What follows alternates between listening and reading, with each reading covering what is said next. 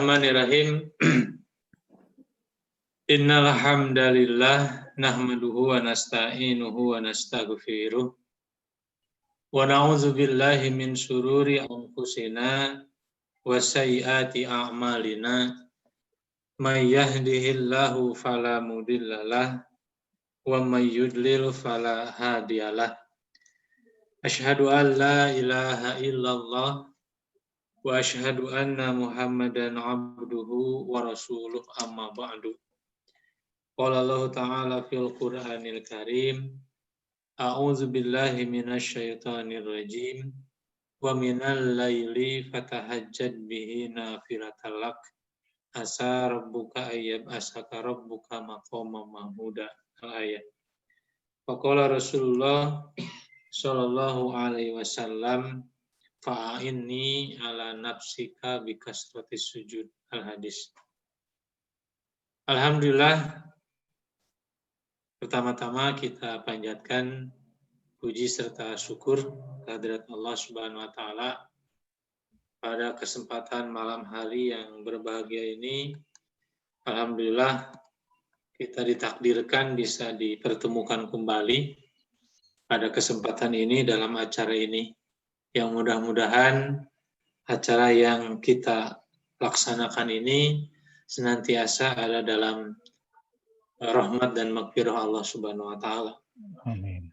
Dan tak lupa salawat serta salam kita limpah curahkan kepada panutan kita semua, Nabi Muhammad sallallahu alaihi wasallam, kepada keluarganya, para sahabatnya, para tabi'in, tabi'ut tabi'in, dan mudah-mudahan limpahan rahmat sampai kepada kita sebagai umatnya.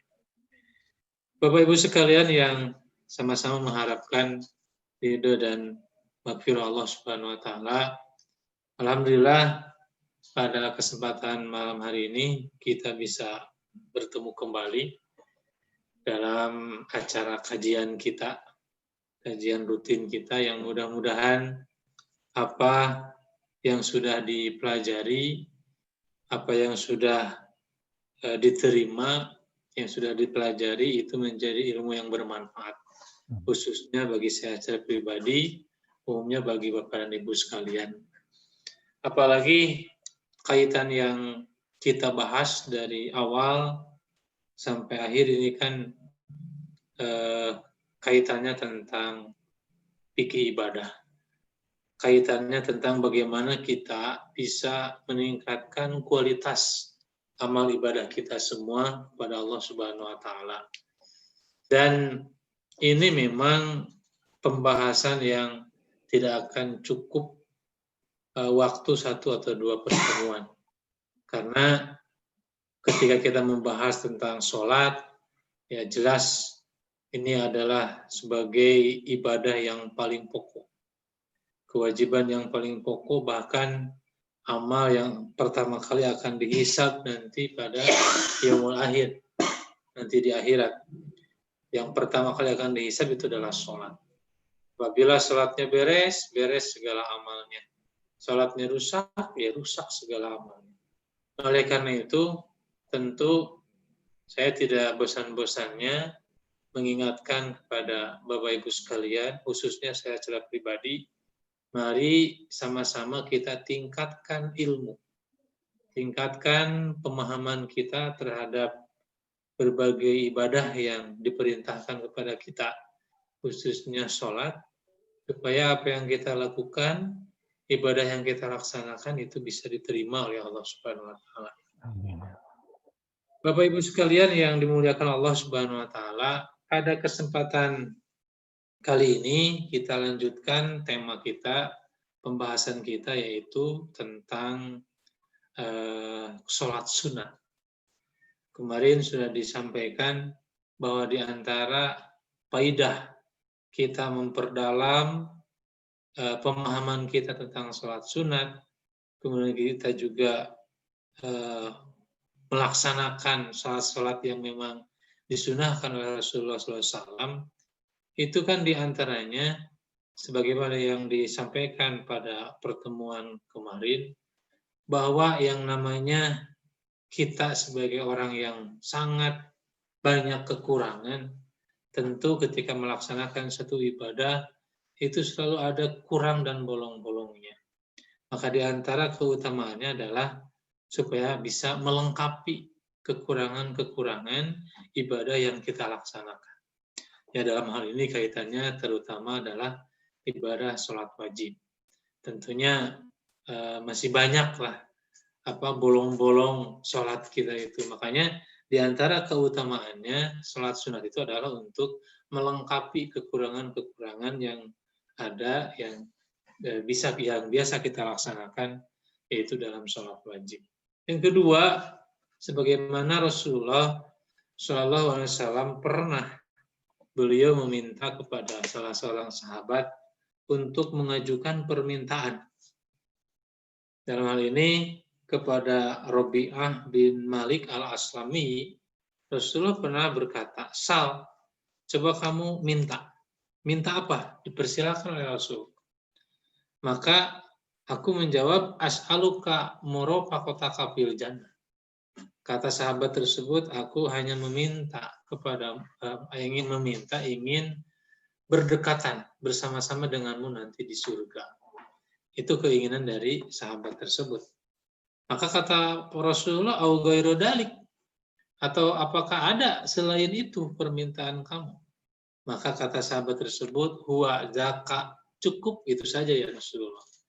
Maka Rasulullah SAW beliau bersabda, "Fa'inni ala nafsika bikasratis sujud."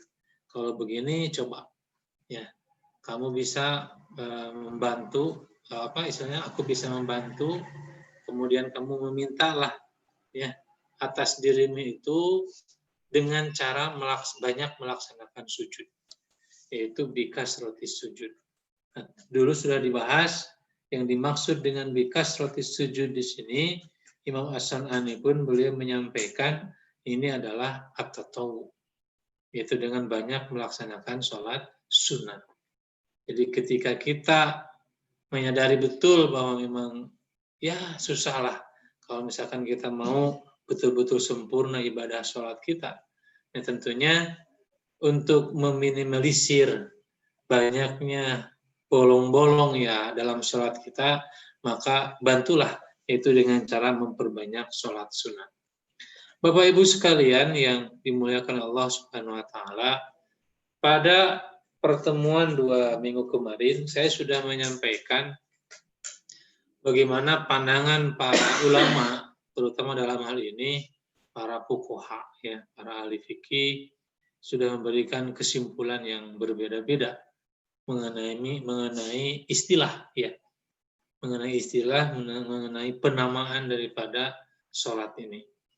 Jadi ada yang menyampaikan sholat sunat, ada yang menyebutkan tatawu, nafilah, mandub, dan lain sebagainya. Tapi sudah dijelaskan kemarin, pada intinya hakikatnya semuanya sama. Cuman sepakat para fuqaha dalam hal ini mengkelompokkan sholat sunat itu ada 2 kelompok besar. Ada sholat sunat yang dilaksanakan secara munfarid, secara sendiri, dan itu tidak bisa dilaksanakan secara berjamaah. Ada sholat sunat yang memang dianjurkan dilaksanakan secara berjamaah. Ada juga yang bisa dilaksanakan munfarid dan juga bisa dilaksanakan dengan berjamaah. Nah, kemarin yang sudah saya sampaikan itu terlebih dahulu mengenai sholat-sholat yang dilaksanakan secara munfarid. Di antaranya adalah sholat rawatib, sholat duha ya. Jadi anjuran itu atau sunnahnya sholat rawatib, sholat duha, kemudian sholat tahiyatul masjid, syukrul wudu. Nah, itu semuanya sholat yang mesti dilaksanakan secara munfarid. Jadi harus sendiri, tidak bisa dilaksanakan dengan berjamaah. Ada juga yang dilaksanakan dengan berjamaah, contohnya sholat Id, ya, Idul Fitri, Idul Adha, kemudian sholat istisqo, sholat kusuf, sholat gerhana, gitu ya. Nah itu mesti dilaksanakan dengan berjamaah. Tapi ada juga yang bisa dilaksanakan sendiri, munfarid, atau bisa juga dilaksanakan secara berjamaah, Walaupun itu tidak yang istilahnya tidak boleh disengajakan untuk dibuat berjamaah secara kontinu atau terus-menerus. Itu seperti sholat malam, sholat tarawih gitu ya, sholat tahajud dan lain sebagainya. Nah ini Bapak Ibu sekalian, tentu pembahasan yang begitu panjang lebar mengenai masalah ini, insya Allah pada kesempatan malam hari ini, karena kemarin sudah disampaikan mengenai sholat rawatib dengan berbagai ketentuannya, ditambah juga mungkin dengan sholat-sholat sunat yang lainnya seperti sholat duha dan yang lainnya.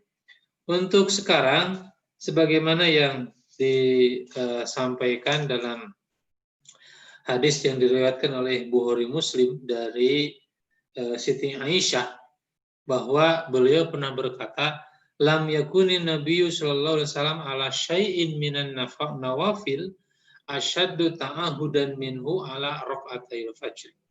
Yani tentang keutamaan dua sholat sunat, 2 rakaat qobla subuh ya.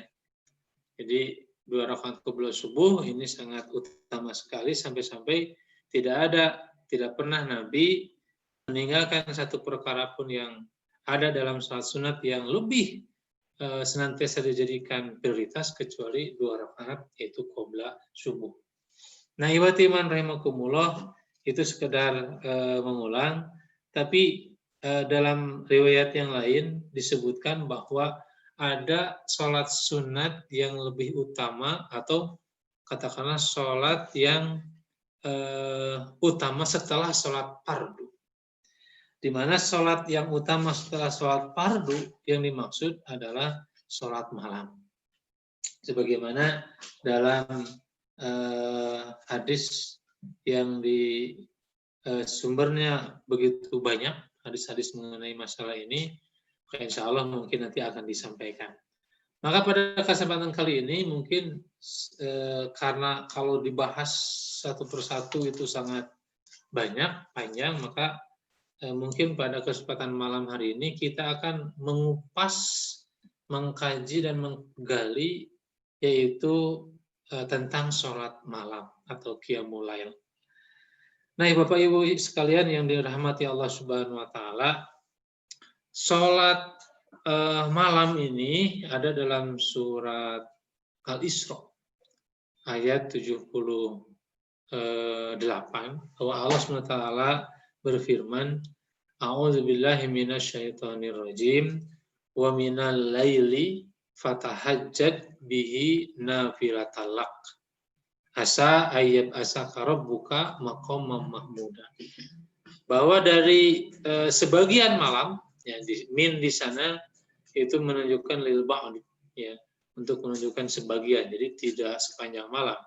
Tapi min di sana dalam artian lil ba'd, untuk menunjuk sebagian. Jadi di antara sebagian malam itu maka laksanakanlah sholat tahajud. Kalau Imam Hanafi beliau menyampaikan karena lafadznya ini adalah amr, ya, fatahajjad gitu ya, maka laksanakanlah sholat tahajud itu. Maka beliau menyimpulkan bahwa di antara sholat wajib selain yang 5 waktu adalah sholat witir ini, sholat malam. Sebagaimana dalam Al-Quran pun kalimatnya berupa amar, perintah. Padahal kan masih ada keterangan yang lain yang menjelaskan mengenai kedudukan daripada sholat malam tersebut. Di antaranya Rasulullah sendiri yang menyampaikan, kalau bagi aku ini adalah wajib, tapi kalau untuk kalian itu bukan satu kewajiban. Artinya tetap secara hukum para fuqaha sepakat bahwa sholat malam itu hukumnya adalah sunnah muakkadah, tidak sampai kepada wajib. Nah, Bapak Ibu sekalian yang dimuliakan Allah SWT, dalam hal istilah, sholat malam ini sepakat ya kalau mengenai waktu itu, yang namanya sholat malam itu dilaksanakan setelah sholat isya sampai menjelang subuh. Apapun itu namanya. Karena kan ada yang menyebutkan sholat malam itu sholat qiyamul lail, ada yang menyebutkan qiyamul Ramadan, ada yang menyebutkan tahajud, ada yang menyebutkan sholat witir, dan termasuk juga ketika Ramadan disebut dengan sholat tarawih. Nah, disebut sholat tarawih atau qiyamul Ramadan karena memang dilakukan pada bulan Ramadan. Disebut sholat tarawih karena memang dalam hadis disampaikan li'annahum yatarawwahuna biha. Karena mereka ketika melaksanakan sholat malam itu begitu santai. Jadi namanya sholat tarawih sampai Imam Bukhari membuat satu bab khususnya, babu tarawih. Bab tentang sholat tarawih. Jadi artinya kenapa disebut tarawih? Karena memang sholatnya nyantai. Jadi kadang suka aneh ya, ada orang yang melaksanakan sholat tarawih, tapi ternyata malah cepatnya luar biasa gitu ya. Padahal disebut tarawih itu kan secara makna tarawih itu adalah dari riha. Riha itu ada rehat, istirahat sejenak, berdoa dulu gitu ya. Kemudian pelaksanaannya pun yang sebagaimana disampaikan dalam hadis, ya tarawwahu nabiha. Itu santai pelaksanaannya itu. Jadi kadang-kadang di sela-sela sholat itu setelah beres sholat ada rihat dulu, istirahat dulu, kemudian membaca doa atau yang lainnya. Nah, Bapak Ibu sekalian yang dimuliakan Allah Subhanahu wa taala, paling juga ada yang memberikan batasan. Ada yang disebut dengan qiyamul lail, ada yang disebut dengan tahajud. Kalau masalah qiyamul Ramadan, tarawih itu jelas. Yang karena dilaksanakannya pada bulan Ramadan, maka disebut qiyamul Ramadan. Dan biasanya qiyamul Ramadan atau tarawih itu dilaksanakannya setelah sholat Isya di awal malam. Ya. Biasanya dilaksanakannya, walaupun sebetulnya itu tidak masalah kalau mau dilaksanakan pada malam harinya, itu atau 2/3 malam. Itu. Nah, kemudian paling juga ada yang memberikan batasan, ada yang disebut qiyamul lail, ada juga yang tahajud. Jadi yang membedakan itu hanyalah dari segi waktu pelaksanaannya. Kalau qiyamul lail itu kan jelas umum, artinya dari awal malam, tengah malam, kemudian 2/3 malam itu sama disebut dengan qiyamul lail. Jadi bisa dilaksanakan awal malam, tengah malam atau di akhir malam. Tapi para ulama di antara menyampaikan kalau tahajud itu biasanya tidur dulu.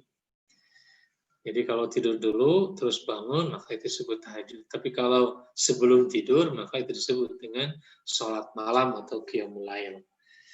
Nah, mungkin penamaan itu hanyalah sebuah hal yang untuk memudahkan itu, untuk memudahkan saja. Disebut tarawih karena bulan Ramadan, disebut qiyamul lail kalau dikerjakannya misalkan sebelum tidur, disebut tahajud kalau misalkan tidur dulu, seperti itu saja. Seperti halnya penamaan yang lain saja, kan sebagaimana yang pernah kita bahas dulu. Bahkan ada pertanyaan yang menarik dari para peserta di Zoom ini dulu, bahwa apakah Rasulullah yang memberikan penamaan sholat-sholat sunat itu? Maka dulu sudah dibahas bahwa Rasulullah tidak pernah memberikan penamaan dalam salah satu sholat. Itu. Cuman penamaan itu langsung disimpulkan oleh para ulama. Untuk apa? Untuk memudahkan saja penamaannya itu. Ketika kita masuk ke masjid, kata Rasul, jangan dulu duduk sebelum sholat 2 rakaat. Itu saja kalau Rasul. Tidak disebutkan tahiyatul masjid. Tapi karena untuk memudahkan penamaannya, sholat apa ini namanya? Tahiyatul masjid. Seperti itu.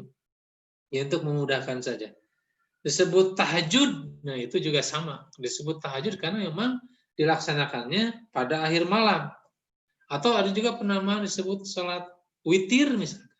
Karena kan witir itu artinya adalah ganjil. Ya. Pada akhirnya nanti juga ada sholat tahajud itu disebut juga sholat witir. Jadi ada yang memaknai sholat witir itu hanya yang ganjilnya saja, 1, 3, 5 gitu.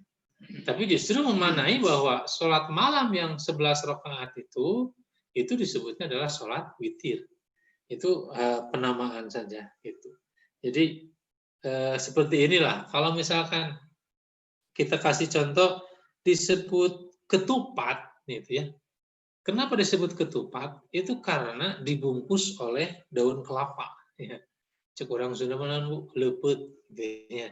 Disebut ketupat itu memang dibungkus oleh daun kelapa. Itu. Nah, kalau dibungkusnya oleh daun pisang, maka itu beda lagi. Ya.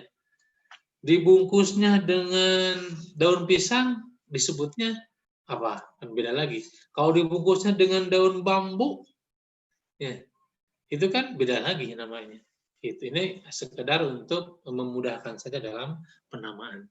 Baik, Bapak Ibu sekalian yang saya hormati, sebagaimana yang sudah saya sampaikan di awal tadi, bahwasanya di antara sholat sunat yang punya kedudukan yang paling tinggi dibandingkan dengan sholat-sholat yang lain, karena Rasul yang menyampaikan sholat yang paling baik dibandingkan dengan setelah sholat fardu itu adalah sholat tahajud atau sholat malam. Nah, oleh karena itu mungkin perlu kiranya kita coba membuka, mengupas seperti apa hakikatnya yang disebut dengan sholat malam atau sholat tahajud ini. Yang pertama, Bapak Ibu sekalian, kalau mengenai waktu tadi sudah ya jelas. Itu masalah penamaan saja. Pada akhirnya pelaksanaannya mungkin nanti diserahkan sesuai dengan kemampuan masing-masing. Kalau misalkan dilihat dari waktu yang terbaik, memang waktu pelaksanaan sholat malam ini, ya sholat tahajud itu tidur dulu dan dilaksanakan pada akhir malam. Rasulullah tidak menganjurkan kita mengikuti pola beliau dalam melaksanakan sholat malam waktunya. Karena Rasul itu kadang tengah malam, kadang kurang dari tengah malam itu sudah melaksanakan sholat. Ya. Tapi Rasul menyampaikan kepada kita, kalau umatku, kalau kalian, kata Rasul, ya cukup di 23 malam saja. Itu.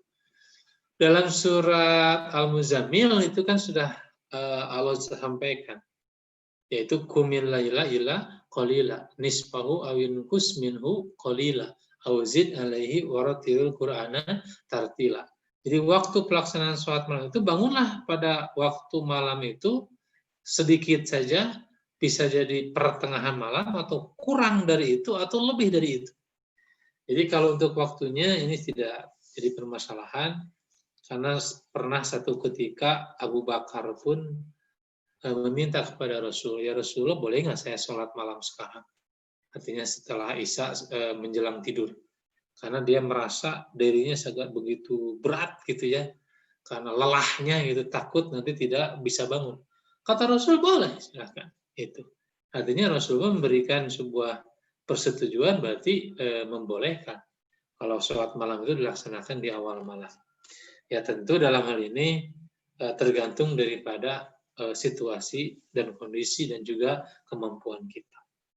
Nah baik, Bapak Ibu sekalian yang dirahmati Allah Subhanahu wa taala, untuk berikutnya, untuk lebih mengenal sholat malam itu seperti apa atau tahajud, kemudian juga kita melakukan suatu pelaksanaan ibadah itu tidak sembarangan, tapi didasari dengan dasar yang kuat, yaitu keterangan yang jelas, contoh yang jelas.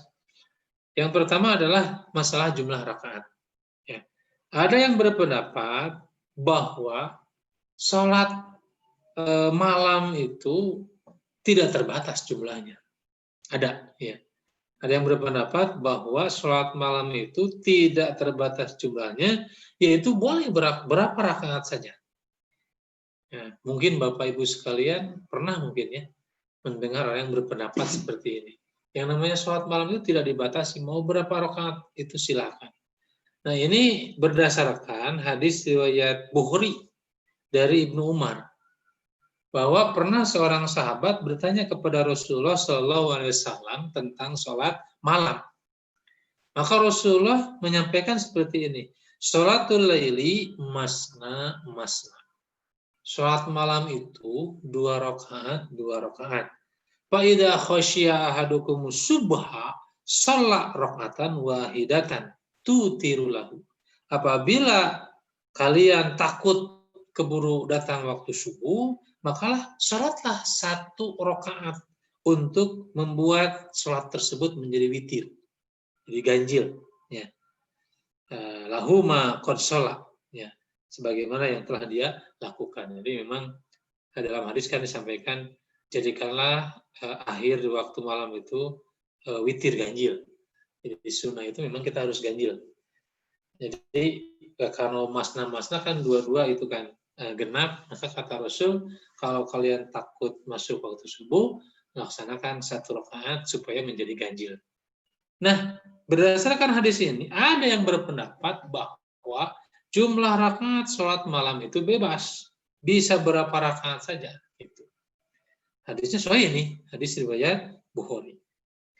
Tapi dalam hadis yang lain dinyatakan dengan tegas bahwa Nabi itu baik di bulan Ramadan atau di luar bulan Ramadan itu tidak lebih daripada 11 rakaat melaksanakan itu. Dalam hadis yang diriwayatkan dari Siti Aisyah sendiri, istrinya sendiri, sama ini hadis riwayat Bukhari, bahwa kata Siti Aisyah ketika salah seorang sahabat bertanya kepada beliau bagaimana sholat Rasulullah ketika di dalam bulan Ramadan, maka kata Siti Aisyah, makana yazidu fi Ramadan wala fi ghairihi illa ihda asyrata rakaatan. Bahwasanya kata Siti Aisyah, Rasulullah tidak pernah menambah atau tidak lebih dari 11 rakaat, baik itu di bulan Ramadan ataupun di luar bulan Ramadan. Sehingga dirinci secara jelas, langsung ke kaifiyah. Kata Siti Aisyah, pelaksanaannya yusolli arba'an falatas an husnihina wa tulihina. Rasulullah sholat dulu 4 rakaat, maka janganlah engkau tanya bagaimana baiknya dan panjangnya rakaat Rasul, ya, sholat Rasul, gitu. Bahkan sampai dalam keterangan satu qiyam itu Rasul kan ketika sholat malam sampai baca 4 surat, ya. 4 suratnya bukan trikul tambah ina atau ina, ya, tapi Al-Fatihah, Al-Baqarah, Al-Imran, kemudian lanjutkan sampai An-Nisa, itu baru takbir. Bayangkan, ya, begitu lamanya. Maka kata Siti Aisyah, falatas an husnihinna wa tulihinna. Jangan kau tanya mengenai baik dan lamanya sholat Nabi. Kemudian summa yusolli arba'an, kemudian Nabi juga sholat lagi 4 rakaat. Maka falatas an husnihinna wa tulihinna. Jangan kau tanya mengenai baik dan lamanya sholat Nabi. Summa yusolli salasan, kemudian Rasul sholat 3 rakaat. Hadis riwayat Bukhari. Sehingga dalam hadis ini, nah, itu disampaikan bahwa Nabi itu baik di bulan Ramadan atau di luar bulan Ramadan itu tidak pernah melebihi sholatnya itu 11 rakaat. Nah, adapun mengenai hadis yang pertama tadi, ya, tentu kalau melihat hadis ini berarti gugur pendapat yang menyebutkan bahwa sholat malam itu tidak terbatas rakaatnya, yang penting 2 saja terus. Mau berapapun dia melaksanakan, yang penting 2 rakaat, nanti kalau sudah mau mepet ke subuh, tutup dengan 1 rakaat. Maka kalau melihat hadis ini, berarti hadis yang pertama tadi yang menyampaikan seperti tadi, tidak bisa dipahami dengan cara tidak terbatas jumlah rakaat. Ya. Jadi hadis yang kedua barusan dari Siti Aisyah, itu sebagai bayan, sebagai penjelas bahwa jumlah maksimal rakaat sholat malam itu adalah 11 rakaat. Dan Nabi tidak pernah walau 1 kali saja itu sholat malam itu lebih daripada 11 rakaat. Ya, kecuali apa? 2 rakaat khofifatain. Ya. Jadi Rasul biasa melaksanakan sholat itu berarti 13 rakaat. Tapi tetap sholat malamnya 11 rakaat. Yang 2 rakaat itu disebut sholat khofifatain, sholat yang ringan. Katakanlah sebagai, ada juga menyebutkan itu adalah sholat iftitah, ya, sholat pembuka, pemanasan dulu, yaitu sebelum melaksanakan sholat yang 11 rakaat. Nah, ikhwat iman yang dimuliakan Allah Subhanahu wa Ta'ala, dalam sebuah hadis yang begitu panjang dijelaskan bagaimana cara Nabi SAW sholat malam. Ini mungkin mudah-mudahan jadi ilmu ya bagi kita dan untuk bisa lebih dekatlah dengan cara sholat yang dilaksanakan oleh Rasulullah. Hadisnya begitu panjang, hadis riwayat Bukhari, yaitu dari Ibnu Abbas yang memberikan atau menyampaikan, menceritakan bagaimana sholatnya Nabi. Karena waktu itu Ibnu Abbas, beliau tidur di rumah Siti Maimunah, yaitu bibinya, ya, istri Nabi. Kemudian kata Ibnu Abbas, aku berbaring di bagian pendek bantalnya, sedang Rasulullah dan istrinya berbaring di bagian panjang bantalnya. Lalu Nabi tidur sampai pertengahan malam, sampai tengah malam atau kurang sedikit di tengah malam itu. Kemudian Nabi bangun, kemudian beliau mengusap wajahnya, lalu membaca 10 ayat surat Ali Imran. Nah ini sunnah ya, jadi bisa kita ikuti ya. Jadi Nabi itu ketika bangun tidur ya, mengusap matanya, tidak dulu ke air, tapi beliau langsung membaca 10 terakhir surat Ali Imran. Inna fi khalqis samawati wal ardi wa ikhtilafil laili wan nahari la ayatil liulil albab alladziina yadhkurullaha qiyaman wa qu'udan dan sebagainya. Sampai ya ayyuhalladzina amanu sabiru wasabiru warabitul lakum turhamun. Jadi 10 ayat itu biasa Rasul kalau bangun tidur membaca itu ada juga yang memasukkan ke dalam sunnah, ada yang menyebutkan ya,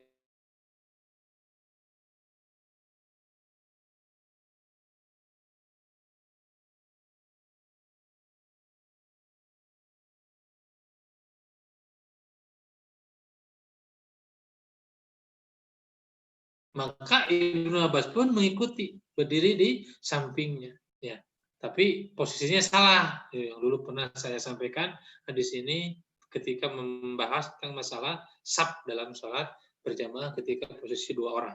Ternyata Ibnu Abbas ikut sholat bersama Nabi, tapi berdiri di samping kiri. Maka oleh Nabi meletakkan tangan kanannya di kepala, kemudian sholat mengikat beliau. Kemudian di dalam hadis lain, summa sholat rakaatain. Jadi kemudian Nabi sholat 2 rakaat, kemudian sholat lagi 2 rakaat, kemudian sholat lagi 2 rakaat, summa rakaatain sampai kalau jumlah dari 6 kali ya. Jadi Rasulullah mengatakan kemudian 2 rakaat, kemudian 2 rakaat, kemudian 2 rakaat, kemudian 2 rakaat, kemudian 2 rakaat ya. Jadi ada berapa nih? 1 2 3 4 5 6. Ya. Berarti 6. Summa autaro, kemudian melaksanakan witir, menutup salat malamnya. Nah, Bapak Ibu sekalian yang dimuliakan oleh Allah Subhanahu wa taala, jadi kalau melihat hal ini, sholat malam itu bisa dilaksanakan formasinya seperti ini. Ini sama hadis riwayat Bukhari. Ya 2 rakaat itu. Kalau di sini dihitung ada 6 kali, berarti kan 12 rakaat. Karena 2 rakaat yang pertama itu adalah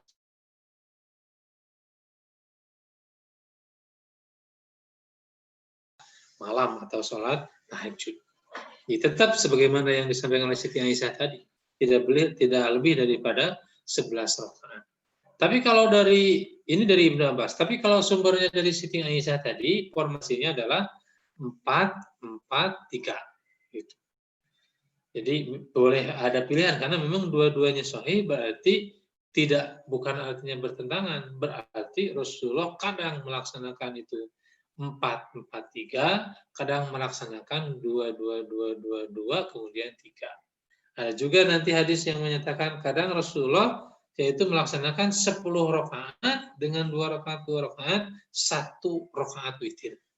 Sebenarnya dalam hadis riwayat Muslim dari Qasim bin Muhammad, aku pernah mendengar Siti Aisyah pernah berkata, kanat sholatu Rasulillah minal laili 10 rakaatin wa yutiru bisajdatin, bahwa sanya kata Siti Aisyah, salat Rasulullah SAW pada waktu malam itu 10 rakaat dan witirnya 1 rakaat. wa yarka'u raka'atayil fajri, kemudian melaksanakan sholat 2 rakaat fajar. Maka patilka salasa asrota rakaatan. Jadi 13 rakaat. Jadi maksudnya 13 rakaat itu karena setelah beres witir kemudian nyambung dengan 2 rakaat sholat fajar. Yang maksud sholat fajar di sini adalah sholat qobla subuh. Gitu. Nah itu iwatiman rahimakumullah. Jadi pelaksanaannya bisa seperti itu. Kemudian kalau masalah sholat khofifatain itu ada dalam hadis riwayat Muslim juga disampaikan bahwa kata Zaid bin Khalid al-Juhani, beliau pernah berkata, la'armuqanna sholat Rasulullah SAW al-lailata, bahwasanya sungguhnya aku melihat Rasulullah sholat pada satu malam, fasalla raka'ataini khofifatain. Nah, Nabi itu sholat dulu 2 rakaat, sholat yang ringan, yang enteng. Ya. Summa sholat raka'ataini tawilataini. Jadi ini bedanya. Kalau tadi khofifatain yang ringan, berarti belum masuk kepada sholat malam. Setelah itu baru Rasulullah sholat 2 rakaat yang panjang sholatnya, 2 rakaat. Ya, kemudian 2 rakaat. Ya, setelah itu sholat 2 rakaat terus, 2 rakaat, kemudian summa autaru padalika salah asyrota rakaatan. Kemudian ditutup dengan witir sehingga menjadi 13 rakaat. Jadi 13 rakaat itu kalau dalam hadis riwayat Muslim ini plus sebelumnya ada 2 rakaat khofifatain. Tapi kalau dalam hadis yang tadi 13 rakaat itu plus 2 rakaat yaitu qobla subuh. Ini beda dari segi perhitungan saja. Nah, Bapak Ibu sekalian yang dimuliakan Allah Subhanahu wa taala. Nah, kemudian mengenai masalah istilah ya. Apakah itu malam, apakah itu sholat tahajud, tapi tadi sudah disampaikan. Kalau kita lihat surat Al-Isra ayat 79 ya, bahkan ini rentetannya sampai ayat ke-82, bahwa Allah SWT berfirman, wa minal laili fatahajjad bihi nafilatalak tadi ya. Dari sebagian malam maka laksanakanlah sholat tahajud sebagai tambahan untuk kamu nafilatalak, yang mudah-mudahan Allah akan memberikan atau mengangkatmu kepada tempat yang terpuji. Sehingga dalam ayat tersebut mengandung satu perintah untuk sholat tahajud ya. Kemudian yang kedua keutamaannya ya. Ketika kita melaksanakan sholat tahajud yaitu akan ditempatkan di tempat yang terpuji. Kemudian juga setelah itu waqul ja'al haqq wa zaqal setelah ayat tersebut dalam ayat berikutnya Allah SWT berfirman waqul rabbi adkhilni mudkhala sidqin wa ahrizni muraja sidqin waj'alni min ladunka sultanan nasira. Artinya setelah beres sholat malam Allah memerintahkan kul, katakanlah rabbi adkhilni mudkhala sidqin. Artinya perintah Allah SWT kepada Nabi, umumnya kepada kita semua, ketika beres melaksanakan sholat itu, berdoa untuk mendapatkan tempat dan agar yang bisa mendapatkan pertolongan hak batil. Mungkinlah datang kebenaran dan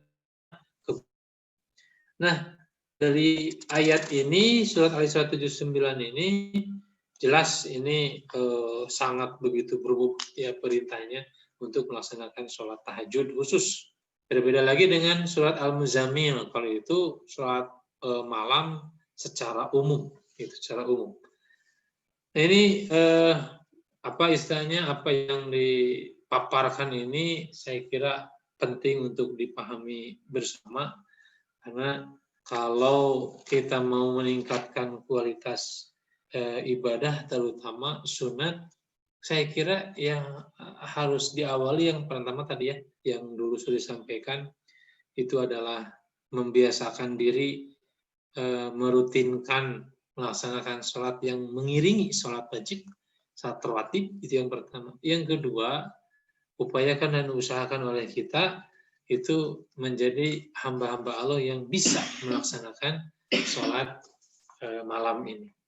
Jadi sebagai perangsang juga ya, karena kalau misalkan kita melaksanakan sholat malam, yang pertama akan diangkat derajatnya, akan mendapatkan di tempat yang terpuji, kemudian termasuk juga terhadap masuk kepada kriteria ibadur rahman.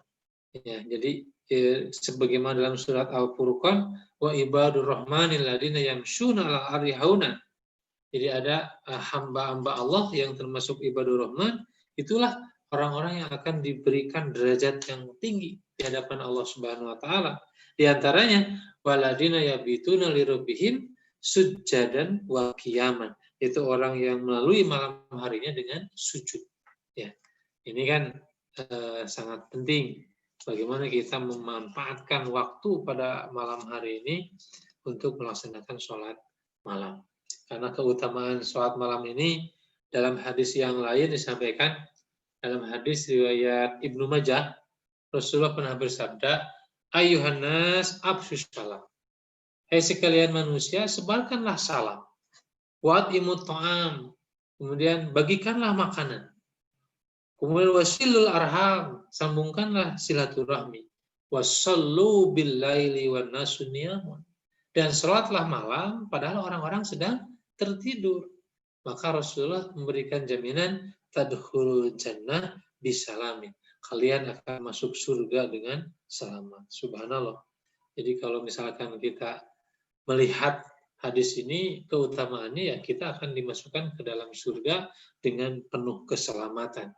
Salamun qaulam mir rabbir rahim, bahwa salam itu kan ucapan para malaikat untuk menyambut kedatangan ahli surga. Apalagi orang yang sudah senantiasa suka sholat malam, maka tadkhulul jannah bisalamin. Itu akan masuk surga dengan penuh keselamatan. Dalam hadis yang lain disampaikan di antaranya pernah satu kali Jibril datang kepada Nabi berkata seperti ini. Wahai Muhammad, ya ish masyita fa innaka mayitun. Hai Muhammad, hiduplah sekehendak kamu. Tetapi ingat, kamu itu akan wa ma fa in beramal berkehendak, ingat kau dapatkan balasannya. Kemudian ahbib kita fa innaka, dan cintailah orang yang kehendak kamu, yang kamu cintai, tapi ingat kamu akan berpisah dengannya.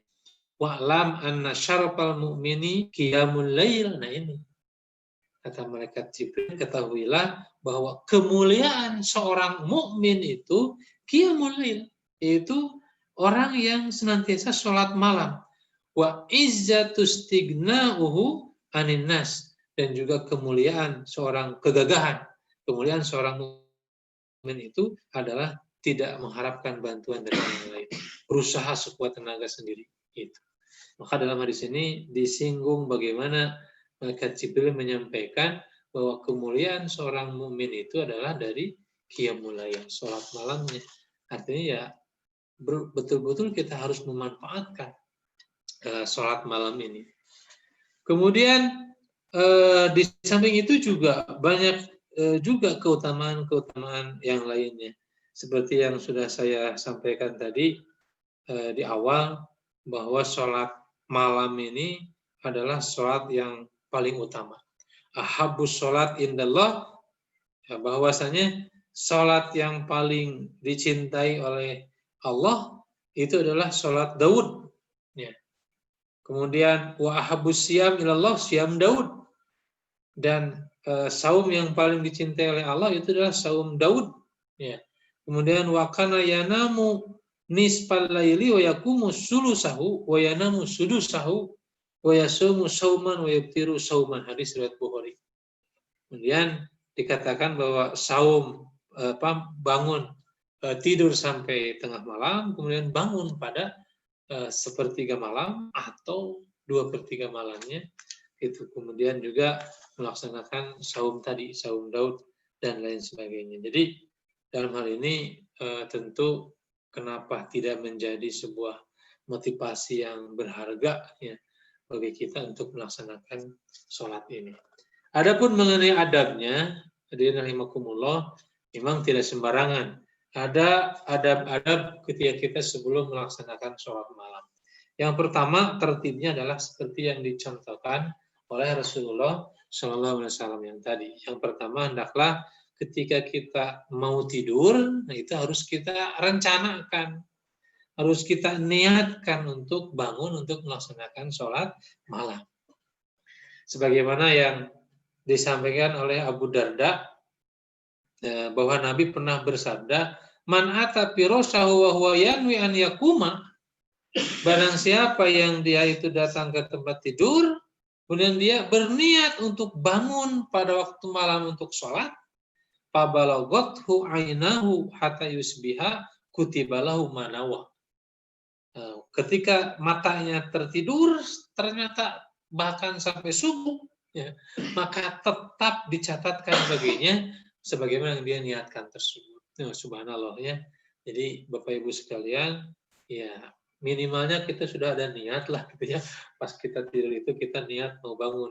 Kalaupun nanti misalkan ternyata lewat nggak bisa bangun, kalau kita sudah niat dari malam sebelum menutup mata, nah insya Allah itu akan sudah ditetapkan ya pahalanya. Apalagi kalau misalkan sudah bisa bangun, itu apalagi akan diberikan keutamaannya. Kemudian adabnya ketika kita ternyata bangun saat tidur itu, maka kita berdoa kepada Allah. Ya, berdoa kepada Allah, ya doa yang biasalah kita hafal, atau bisa juga doa yang lain seperti dalam hadis Bukhari itu doanya ketika bangun malam itu, yaitu la ilaha illallah wahda la syarikalah lahul mulku lahul hamdu wa huwa ala kulli syai'in qadir alhamdulillahi wa subhanallah wa la ilaha illallah wallahu akbar wa la haula wa la quwata illa billah. Ya, kemudian boleh membaca doa yang biasa, doa bangun tidur. Ya, setelah itu usap wajah kita, diusap wajah kita. Kemudian kalau melihat hadis ya, yang lain disampaikan, ketika kita bangun tidur, usap wajah, kemudian bersiwak dulu. Ya. Kalau Rasul itu kan suka membawa siwak. Ya. Ya, kalau kita mungkin pergi ke air dulu. Ya. Tapi kalau Rasul langsung bersiwak. Ya. Setelah bersiwak itu sambil berdoa, kemudian membaca 10 ayat terakhir dari surat Ali Imran yang tadi disampaikan. Setelah itu, mulailah kita ke air, ambil air wudhu, kemudian sebelum sholat malam, kita sholat dulu 2 rakaat, sholat iftitah, ya, pembukaan, ya, warming up, itu, ya. Idza qama minal laili yusalli iftataha sholatahu bi rak'atain khafifatain. Apabila bangun malam untuk melaksanakan sholat malam, itu sholat dulu pembukaannya itu 2 rakaat. Ya, setelah itu barulah melaksanakan sholat yang lainnya. Kemudian itu apa istilahnya mengenai pelaksanaannya, dan dengan harapan kita setelah mengetahui ini bisa lebih terangsang ya, untuk lebih bersemangat untuk melaksanakan sholat malam ini. Bapak Ibu sekalian, barangkali rupanya itu terlebih dahulu yang bisa disampaikan. Ya, insya Allah masih banyak mungkin yang belum jelas, bisa kita buka forum tanya jawab. Dan mohon maaf karena saking banyaknya sholat sunat itu ya tidak bisa kita membahas langsung seluruhnya, ya, tapi harus satu persatu gitu.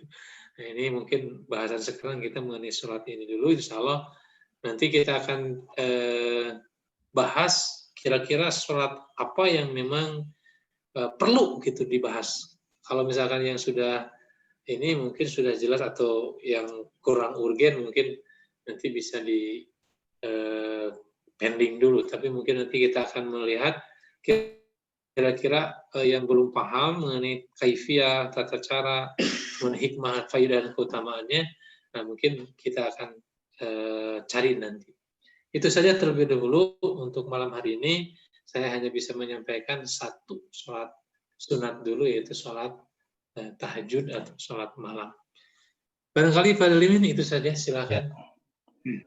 Terima kasih Pak Ustadz yang sudah menyampaikan paparannya, dan Bapak Ibu sekalian, untuk lebih memperdalam kajian malam hari ini, mungkin apabila ada hal yang kurang dipahami atau dimengerti, dapat diajukan pertanyaan-pertanyaan baik melalui chat ataupun melalui secara langsung nanti setelah dibacakan chat-chat. Baik, kita mulai saja pertanyaan barangkali karena kita lihat juga sudah ada beberapa pertanyaan melalui chat. Yang pertama, pertanyaan datangnya dari Pak Wawan Irawan ini. Pak Ustadz, apakah ketika memasuki Masjidil Haram di luar ibadah haji atau umroh, sebaiknya kita tawaf sunat dulu atau tahiyatul masjid? Ya, Pak Ustadz. Iya. Baik, untuk pelaksanaan ibadah haji atau umroh karena memasuki Masjidil Haram, ini berbeda ya. Jadi tahiyatul masjidnya ketika di Masjidil Haram itu bukan dengan salat 2 rakaat, ya, tapi dengan tawaf itu. Ya, jadi tawaf saja langsung. Ya. Jadi tahiyatul masjidnya memang justru dengan tawaf itu, tawaf sunat. Ya. Itu disebut tahiyatul masjidnya. Ya, jadi tidak seperti tahiyatul masjid di masjid kita gitu. Itu kalau untuk ketika masuk ke Masjidil Haram. Ya. Begitu untuk pertanyaan dari Pak Wawan Irawan yang pertama. Kemudian pertanyaan selanjutnya yaitu datang dari Pak Mimih Miharja, Pak Ustadz. Iya. Pak Ustadz, maaf minggu kemarin ada yang kurang dimengerti. Gitu. Mengapa salat asar tidak ada salat rawatibnya? Terima kasih Pak Ustadz. Mengapa sholat asar tidak ada salat rawatibnya katanya? Ya, karena sudah dijelaskan dalam hadis pun ada yang 10 rakaat ya, ada yang 12 rakaat. Dan di antara 10 rakaat, 12 rakaat tersebut, ya asar itu memang tidak ada, baik itu qobla ataupun ba'danya. Ya. Kalau qobla itu ada, tapi bukan ke rawatib ya. Jadi ada yang mengelompokkan qobla asar itu ada 4 rakaat, hadisnya ada, tapi itu masuknya kepada ghair muakkad. Jadi bukan kepada sholat rawatib. Tapi ternyata keterangan mengenai sholat asar, qobla asar itu kurang kuat. Ya. Jadi apalagi kalau bada asar, memang bada asar sama sekali tidak ada. Ya, jadi tidak ada sholat sunat setelah sholat asar. Jadi kalau pertanyaannya kenapa ya sholat asar tidak ada sholat rawatibnya, ya sudah ketentuan. Ya sudah ketentuannya seperti itu. Memang untuk sholat asar tidak ada. Yang ada duhur, qobla dan ba'da, kemudian maghrib ba'da, isya ba'da, subuh qobla. Ya. Dan juga kan bisa jadi pertanyaan juga kenapa kalau isya tidak ada qobla? Itulah memang ya sudah ketentuan dari sananya seperti itu. Karena kan ibadah itu kan sifatnya kita terbatas ya. Kalau ada perintah ya kita laksanakan, ya kalau tidak ya jangan. Gitu. Itu ya untuk Pak Mimih Miharja. Iya, begitu barangkali Pak Mimih. Dan ini ada yang langsung juga menanyakan Pak Ustadz dari Pak Haji Dedih ini Pak Ustadz. Bagaimana niat sholat malam sebelum tidur? Itu yang pertama. Kemudian kalau sholat setelah tidur, niatnya sholat sunat tahajud. Karena ada pendapat katanya bahwa setelah sholat taraweh dapat dilakukan sholat tahajud sehingga terdapat sholat witir 2 kali dalam semalam. Itu yang baik. Jadi untuk masalah niat, sepakat para ulama itu mahaluha al-qalbu.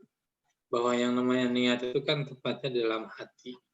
Kalaupun mau dilisankan atau mau dibahasakan silakan. Tergantung bahasa dan tergantung enaknya masing-masing. Sebelum tidur, kretek niat di hati saja juga cukup, atau mau dilisankan silakan. Pokoknya saya niat nanti untuk bangun jam sekian untuk melaksanakan sholat. Nah itu seperti itu. Ya. Jadi tidak ada ketentuan baku bagaimana niatnya harus seperti apa, tidak.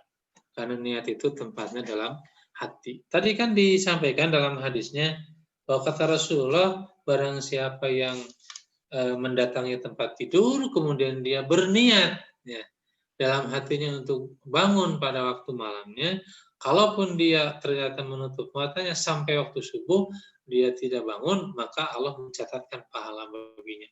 Itu kan tidak disebutkan niatnya harus dalam bahasa Arab misalkan ya, misalkan aku niat bangun nanti baru, nggak usah. Silakan aja langsung niat dalam hati masing-masing. Seperti itu. Kemudian yang keduanya tadi apa ya?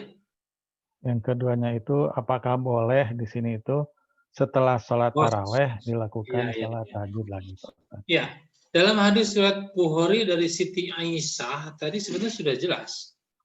Maka kata Siti Aisyah, maka Rasulullah sallallahu alaihi wasallam yajidu fi Ramadan wala fi ghairihi ila ihda asyra rakaatan. Rasulullah tidak pernah menambah, ya tidak pernah lebih, baik di bulan Ramadan atau di luar bulan Ramadan tetap aja 11 rakaat. Jadi kalau misalkan di bulan Ramadan sudah katakanlah diganti namanya menjadi tarawih, dilaksanakannya maka sudah cukup, itu tidak usah ditambah lagi karena Rasul pun tidak pernah menambah kecuali 11 rakaat gitu. Adapun orang yang berpendapat boleh kalau misalkan tarawihnya di awal malam, nanti tidur, kemudian bangun malam, kemudian sholat tahajud lagi. Ada kemungkinan itu berpendapat kepada hadis yang pertama tadi, yang tidak membatasi jumlah rakaat. Pendapat yang punya pendapat bahwa yang namanya sholat malam itu tidak terbatas jumlah rakaatnya. Kata Rasulullah, pada sholat malam itu adalah masna, masna. Silakan 2 rakaat tidak terbatas, mau berapa saja. Jadi ada kemungkinan memahami dari hadis itu. Tapi kalau saya secara pribadi punya pemahaman, hadis itu perlu bayan. Karena itu memang tidak dinyatakan berapa rakaatnya, akhirnya ada yang berpendapat bebas. Setelah tarawih mau tahajud lagi, berapapun tidak 11 silakan, nggak apa-apa gitu. Karena punya pemahaman, pandangan bahwa sholat malam itu adalah masna, masna. Kalau kamu nanti mau mepet ke subuh, sholat 1 rakaat supaya menjadi witir gitu. Padahal tadi sudah dijelaskan, hadis itu perlu bayan, perlu penjelasan kembali, bahwa dijelaskan di hadis Siti Aisyah, masih hadis riwayat Bukhari, bahwa Rasul itu sholatnya itu 11 rakaat. Gitu.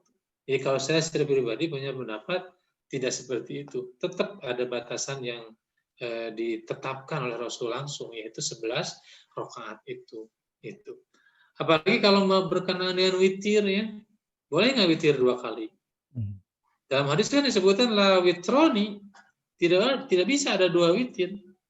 Jadi kalau misalkan Bapak mau sholatnya itu dikredit, adanya sholat dikredit ya, karena memang konsumsi badan, misalkan nanti takut tidak bisa bangun sempurna, sebelum tidur misalkan mau sholat 4 rakaat dulu boleh, ya nanti berarti tinggal melaksanakan yang kurangnya boleh, dikredit pun di awal malam 4 rakaat, bangun lilir 4 rakaat lagi, tidur lagi, nah nanti pas jam 3:30 menjelang subuh witir 3 rakaat boleh ya. Tapi yang jelas la witroni fi lailatin, tidak ada 2 witir dalam 1 malam. Maka Rasul menyampaikan ij'alu akhir sholatikum bil laili bil witri. Jadikanlah akhir sholat malam kalian itu dengan ganjil. Gitu. Begitu mungkin ya. Ya. Begitu Pak Dedi. Pertanyaan dari Pak Dedi tadi. Pak Dedi, bukan Pak Dedi. Iya. Iya. Kemudian ini pertanyaan dari Pak Iwan Abdurrahim. Ada 2 pertanyaan Pak Ustadz. Yang pertama, di bulan Ramadan, apakah sebaiknya kita sholat taraweh pada Isya atau tengah malam menjelang sahur? Karena pada sepertiga malam, Allah Subhanahu wa Ta'ala turun ke langit dunia sehingga lebih afdol. Ya, Pak Ustadz. Iya. Betul, itu hadis riwayat Bukhari ya. Sampaikan hadis riwayat Bukhari bahwa Allah SWT pada tiap-tiap malam itu mendekat ke langit dunia.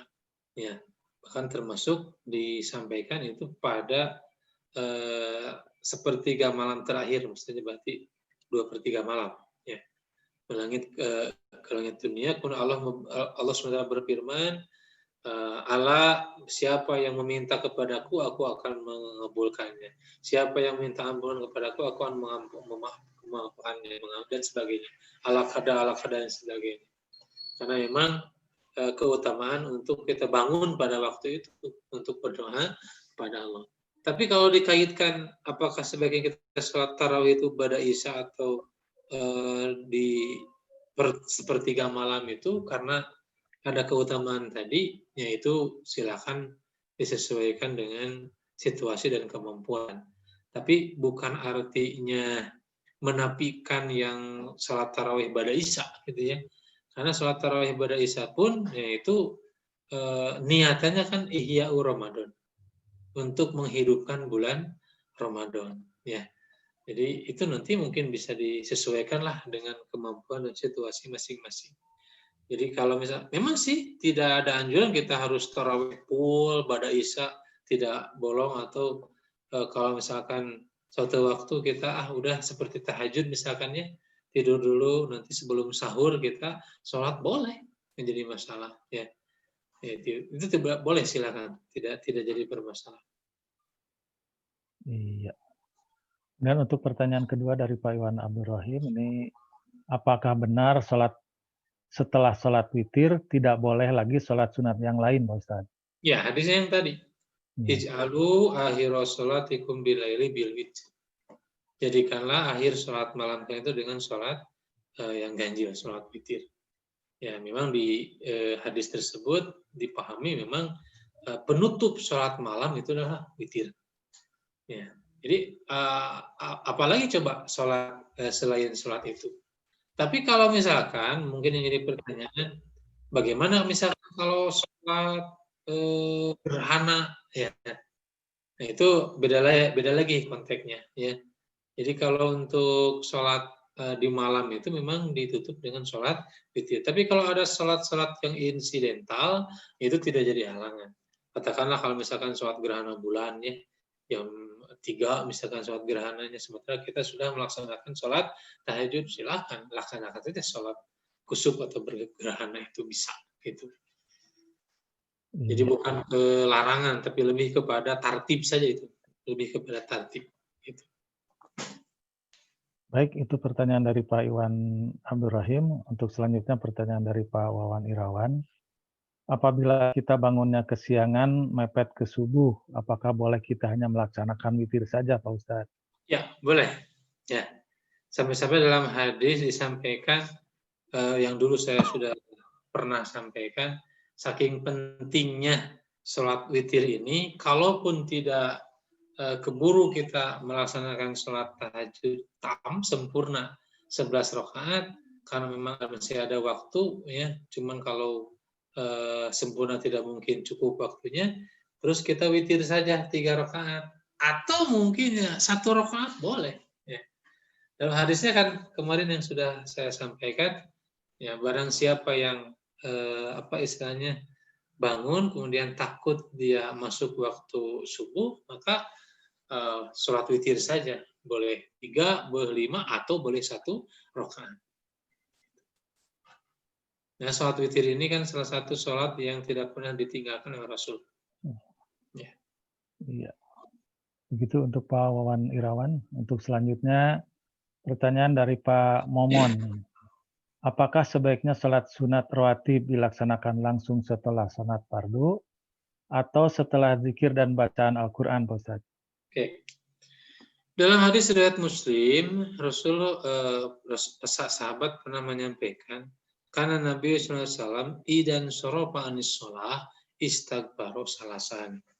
Bahwasanya Nabi ketika sudah beres sholat wajib maksudnya, istighfar dulu 3 kali. Ya.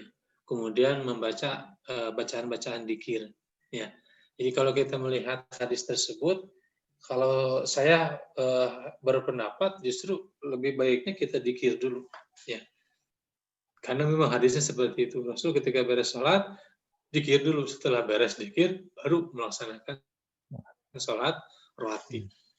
Itu. Jadi nggak usah, apa istilahnya, terkena rusuhan. Tenang, we. Itu. Iya. Itu untuk pertanyaan dari Pak Momon, kemudian Maaf pertanyaan sedikit saya. menambah. Jadi Mangga Pak Ustadz. itu mungkin kaitannya lebih kepada afdoliyah ya, keutamaan. Artinya bukan artinya tidak boleh. Kalau toh misalkan beres sholat mau rawatib dulu, ba'diyah dulu, silakan ya. Cuman kalau kita lihat sunnah yang dicontohkan oleh Rasulullah seperti itu. Ya. Jadi bukan artinya menafikan tidak boleh. Kalau misalkan saya mah lebih enak sholat ba'diyah dulu baru dikir karena jong-jong gitu. Dikir kan panjang, terus kan baca Quran, jadi tidak terganggu dengan ba'diyah misalkan. Boleh. Tapi kalau melihat contoh yang dilaksanakan Rasulullah, Rasul itu setiap beres sholat itu dikir dulu. Gitu. Baik, itu untuk pertanyaan dari Pak Momon. Untuk selanjutnya pertanyaan dari Pak Usdi Suryana. Untuk sholat sunat syukrul wudu, sholat Ya. rawatib, dan sholat lainnya, menjelang sholat wajib di masjid, ada yang berpendapat dilakukan di rumah. Baru kemudian sholat wajibnya di masjid. Bagaimana dikaitkan dengan keinginan untuk mendapatkan ganjaran yang lebih banyak dengan sholat di masjid, Pak Ustadz? Oh, baik. Ya, sebetulnya pendapat orang yang menyampaikan ini betul. Karena kan Rasulullah sendiri yang menyampaikan, khairu sholatul mar'i fi buyutihim ilal maktubah. Jadi sholat yang sebaik-baiknya yang dilakukan oleh seorang itu adalah di rumahnya. Yang dimaksud adalah sholat sunat. Memang sholat sunat itu lebih baiknya di rumah. Dan Rasul pun memberikan contoh sholat itu memang di rumah. Sholat-sholat sunat itu. Baik itu yang rawatib ataupun sholat tahajud, ya, itu dilaksanakan di rumah. Tapi bukan artinya dilarang dilaksanakan di masjid juga. Ya. Kalau misalkan orang yang justru kadang-kadang kalau di rumah itu suka susah ya melaksanakan sholat sunat. Tapi kalau di masjid suka ada beda gitu, ada rangsangan tambahan. Karena memang di masjid itu. Jadi kalau misalkan tidak bisa dilaksanakan di rumah, di masjid tidak jadi masalah. Itu. Jadi kalau misalkan untuk keinginan untuk mendapatkan ganjaran yang lebih banyak, justru ketika ganjaran lebih banyak dilaksanakan di masjid itu kan untuk sholat wajibnya. Yang disebut dengan sholat berjamaah lebih utama daripada sholat sendiri 27 derajat itu kan sholat wajibnya, bukan sholat sunatnya. Jadi kalau untuk sholat sunatnya itu lebih baik, lebih bagus memang di rumah. Itu. Kecuali kalau memang yang kaitannya mesti dilaksanakan di masjid. Contoh sholat tahiyatul masjid, ya iya masa sholat tahiyatul masjid di rumah gitu ya. Gitu. Jadi kalau misalnya sholat yang lain syukrul wudu termasuk ya bagus di rumah ya. Kemudian juga sebelum ke masjid kan syukrul wudu dulu ya. Kemudian sholat rawatib qobliyah dulu, baru ketika ke masjid kita sholat tahiyatul masjid sudah, tidak usah sholat rawatib lagi.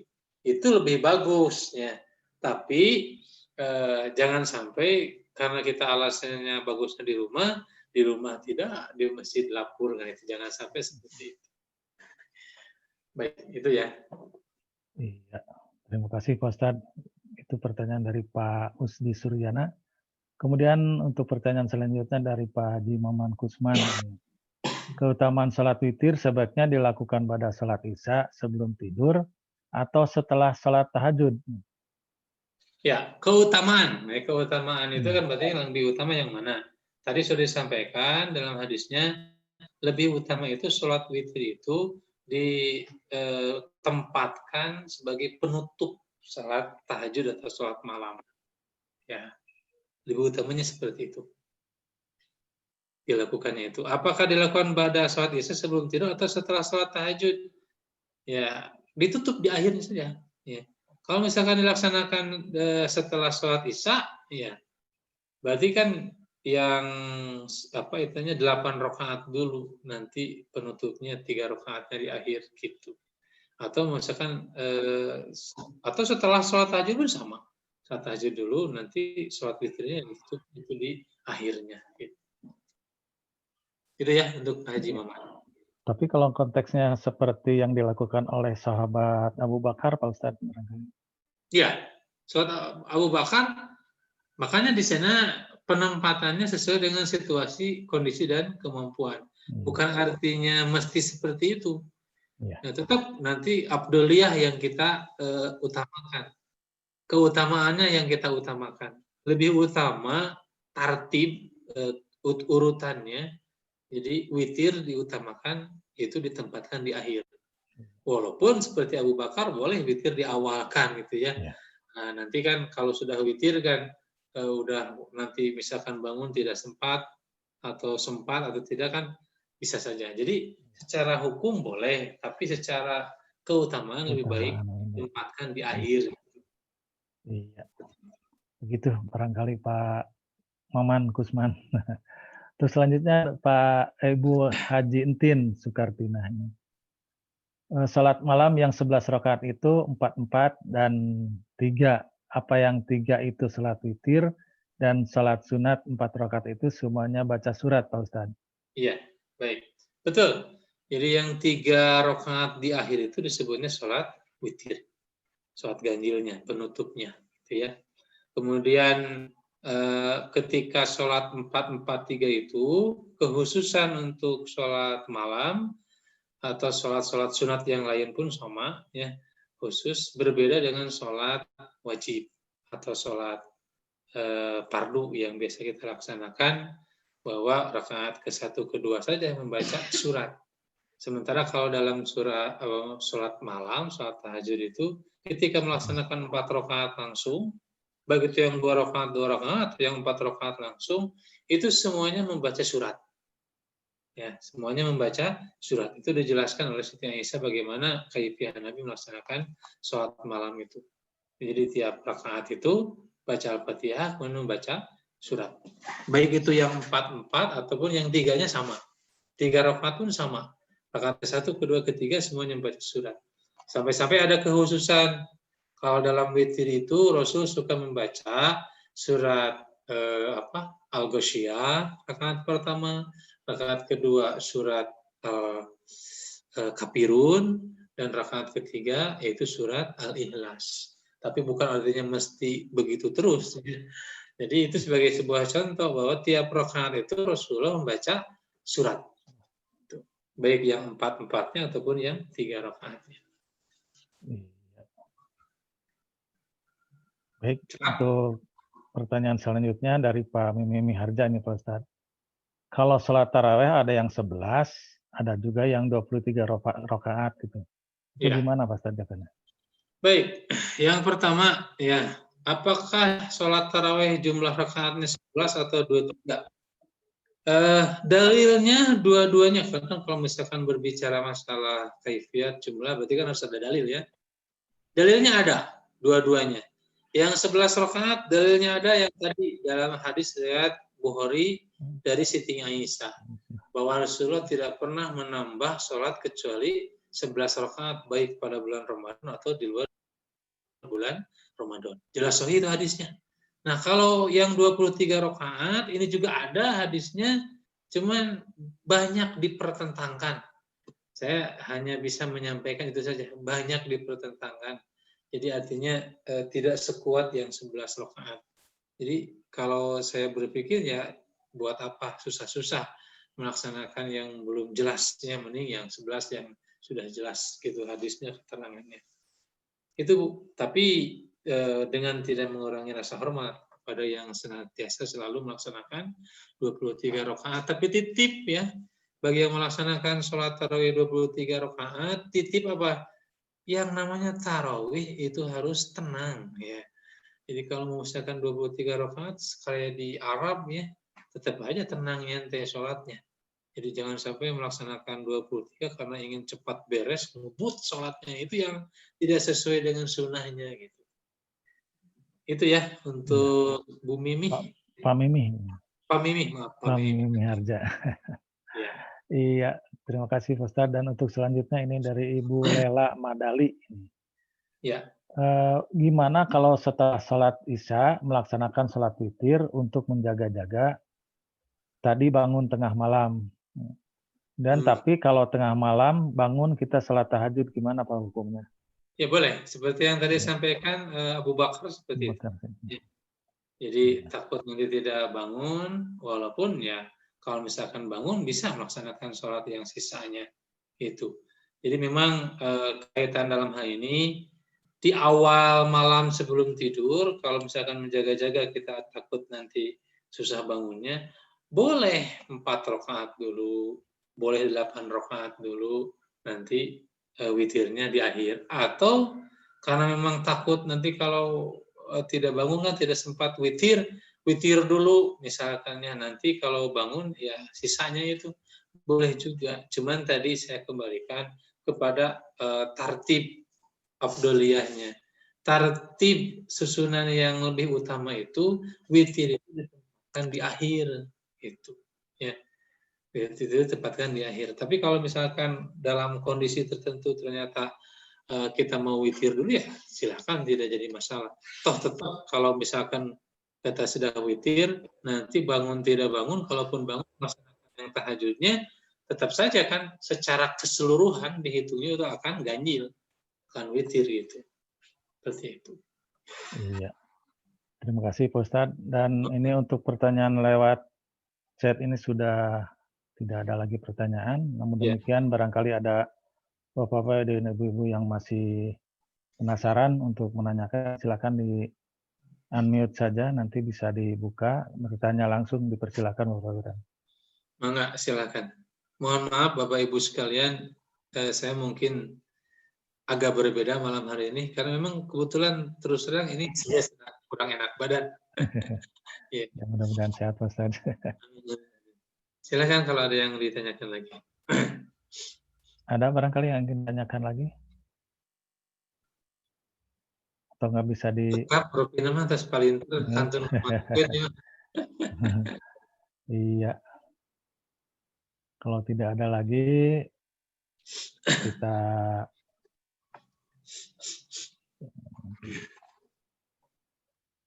bisa dibuka mungkin ininya Pak Anang. Enggak. Ada yang bisa? Udah dibuka. Udah dibuka ya. Tidak ada lagi pertanyaan barangkali. Pak. Ada Limin. Emang enggak Pak? Pak Ustadz. Enggak. Mohon maaf lah sedikit. Di satu daerah kadang-kadang ada yang taraweh sampai 43 rakaat. Iya. Bahkan di dalam saya melihat di video ada yang 100 rakaat. Yang bacaannya amin. Allahu Akbar. Ini apakah itu memang dibenarkan menurut syar'i atau itu aliran apa Pak? Iya. Kalau 43 yang saya dengar kan mereka 23 dulu, sisanya nanti malam. Iya. Nah itu bagaimana? Yang pertama apa istilahnya dasar yang dijadikan pijakan dalilnya itu memang ada ya.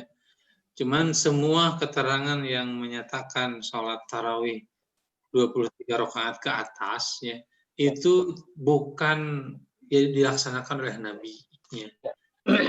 Dinisbatkannya kepada para sahabat tertentu dan itu pun dalilnya ternyata tidak lepas dari perselisihan. Itu saja ya. Kalaupun ada dalil yang sahihnya, mengambil dalil yang tadi yang saya sampaikan hadis riwayat Bukhari bahwa Nabi menyampaikan sholat malam itu adalah 2 rakaat. Kemudian laksanakanlah sholat witir supaya menjadi ganjil. Jadi kan di sana hadisnya tidak disebutkan berapa rakaat sehingga dipahami bahwa sholat malam itu tidak terbatas rakaat. Banyak. Iya. Nah, padahal tadi kan sudah dijelaskan langsung oleh riwayat-riwayat yang lain. Seperti itu. Tapi kalau secara pribadi saya melihat kita jangan berbicara dengan dalil dulu lah ya. Secara logika saja dulu ya. Apakah sholat memang seperti itu baik atau tidak gitu. Ya. Apalagi ada ya 23 rakaat dalam waktu 5 menit bisa selesai ada gitu ya. Iya. Pernah viral dulu ya. Iya. Itu. Jadi istilahnya kan salat itu kan harusnya membawa sakinah. As-sakinatu wal wiqor ya, sakinah ketenangan. Jadi buru-buru tenang batin, tentram kalau seperti itu. Itu lebih tepatnya mungkin disebutnya olahraga mungkin ya. Ya kita jangan melihatnya kan asal selesainya gitu. Tapi kan sholat itu harus di khusyuk, harus dinikmati kan gitu. Itu yang jadi masalah. Tarawih itu kan artinya riha. Jadi tenang, santai, ada istirahatnya gitu. Tidak terlalu tergesa-gesa. Jadi secara penamaan juga sudah menyimpang. Gitu. Itu Pak Haji. Baik, makasih Pak. Misalnya. Ustaz, gimana ini ada pertanyaan, kalau misalkan sholat tarawih itu dilakukannya 9 rakaat, kemudian ditutup 2 rakaat, kemudian bisa dilakukan juga 8 rakaat dulu, kemudian ditutup dengan 3 rakaat. Bisa juga kira-kira? Oh iya. Kalau lihat dari istilahnya keterangan sudah jelas. Usahakan 11 rakaat. Ya, itu kunci utama. Ya. Adapun mengenai formasinya, tadi sudah disampaikan dalam hadis riwayat Bukhari 4-4-3. Masih di hadis riwayat Bukhari 2-2-2-2-2-1 gitu ya. Jadi berarti 10 tambah 1. Ya. Atau 2-2-2-2-4 kali berarti 8, witir 3. Jadi senantiasa selalu witir itu ditempatkan di akhir. Ya. Bagaimana kalau menurut tadi witir dulu 9 rakaatnya. Tinggal 2 lagi, saya kira kita jangan melakukan sesuatu yang justru kita mampu lakukan. Daripada sekarang 9 rakaat, kemudian tambah 2, ya mending 8 rakaat saja, tambah 3. Ya, yang jelas-jelas sesuai. Apa bedanya sih gitu? Kenapa mencari-cari yang bingung? Ya gitu. Walaupun secara hukum ya mungkin bisa dibenarkan, yang penting 11 rakaat. Nah, tapi kan ini keluar dari tartib sunnah yang dicontohkan. Gitu. Ya. Terima kasih Pak Ustadz. Untung nyeleneh lah, biasa ngalaksanakan sesuai. Mangga pilih pada anu sanesna naraskeun mangga aya waktu 7 menit deui insyaallah. Ya, satu lagi Pak Ustadz. Mangga Pak Haji, mangga. Pengalaman kemarin karena COVID tidak boleh ke masjid waktu itu. Ya. Terus termasuk juga sholat Idul Adha di rumah. Nah, karena takut salah membaca dan sebagainya, apakah tidak menyalah kalau baca surat-surat itu langsung Quran gitu di depan. Di depan. Dan saya suka melihat di masjid, ada ustadz kalau jadi imam bacaannya panjang sekali. Ternyata dia juga baca Quran. Quran yang besar di depan itunya. Iya. Nah itu kan tidak menyalahi atau bagaimana? Ada lagi yang suka bacanya itu kecil dari sakunya kelihatan. Iya, dibuka. Karena kalau di depan juga kelihatan lah. Nah, apakah menurut saya itu dibenarkan atau bagaimana? Iya, itu masuknya dalam tataran ijtihadi ya. Kenapa disebut ijtihadi? Karena memang istilahnya satu sikap atau perbuatan yang memang tidak pernah terjadi zaman Rasul atau zaman sahabat. Ya. Kenapa? Karena zaman Rasul, zaman sahabat kan belum ada mushaf. Ya. Sehingga Rasul menyampaikan pakro ma tayassara minal Quran. Ketika sholat, bacalah apa yang mudah. Ma tayassara minal Quran, yang mudah itu maksudnya yang hafal. Gitu. Jadi secara sunnah itu ketika baca Quran itu ya yang hafal. Jadi tidak usah memaksakan karena ingin panjang gitu dengan cara buka. Kenapa? Karena memang ini kan tatarannya ijtihad nanti. Ijtihad itu kan bisa benar, bisa salah. Ya. Walaupun ada yang berpendirian akan beda pahala gitu, hiji gitu. Tidak seperti itu. Kalau saya berpendapat dalam isyaratnya Faqra ma tayassara minal Qur'an. Lebih baik yang hafal saja, tidak usah memaksakan gitu. Ya. Kalaupun misalkan mau, kan sekarang sudah banyak para hafid ya yang hafal Quran. Lebih baik angkat imam-imam yang memang sudah banyak hafalan Qur'annya daripada memaksakan sambil melihat mushaf, mungkin bisa ketebak angin riweuh gitu. Buka deui. Baca ketebak angin muka deui. Jadi saya kira kalau disebutkan menyalahi sunnah ya.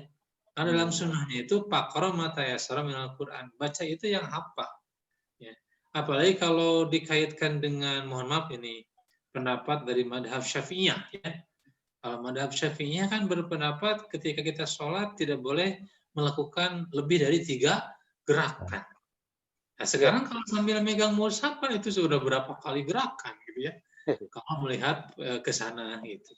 Makanya lebih selamatnya lah udah aja mata ya sarominal Quran, yang mudah aja yang hafal dalam Al-Quran itu. Kalau mau kita sholatnya panjang, karena kan kualitas sholat itu dilihat tulul qiyam.